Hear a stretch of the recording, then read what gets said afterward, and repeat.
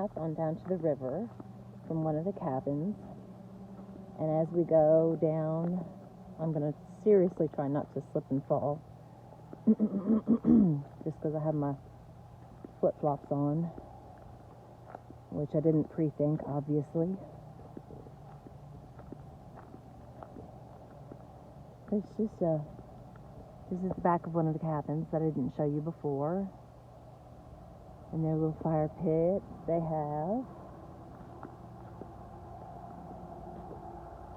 But it's really easy access to get here to the cabins. Like I said before, the owners are just beautiful people, very thoughtful. Had a little cheese and fruit tray out for us and some champagne when we showed up for our honeymoon. And just always kind and accommodating. And again, I'm kind of going slow because I don't want to trip and fall. There's just a lot of rocks, and I'm not the most graceful person in the world. As you can see, we're getting there. We're getting down to the river.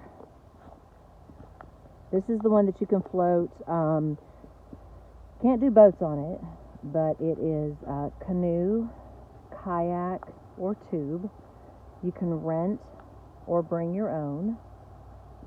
And we are very close to where you put in. It's a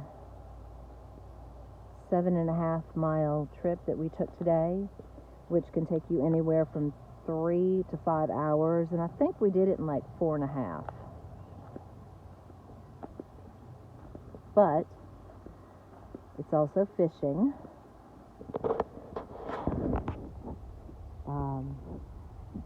Don't know what you catch out here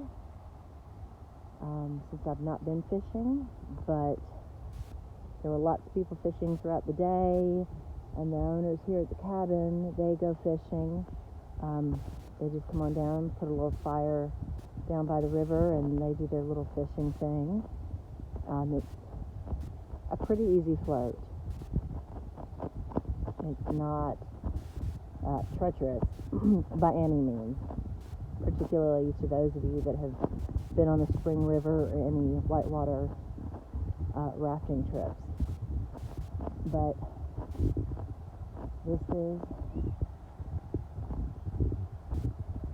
the river from their house. Like I said, it's just a very short little walk down here. The house you can see is up there. So it's just that little distance down here.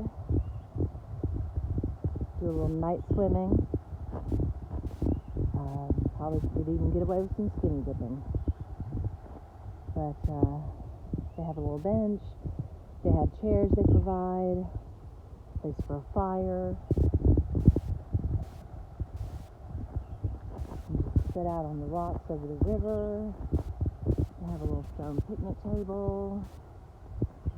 It's just a very, very peaceful,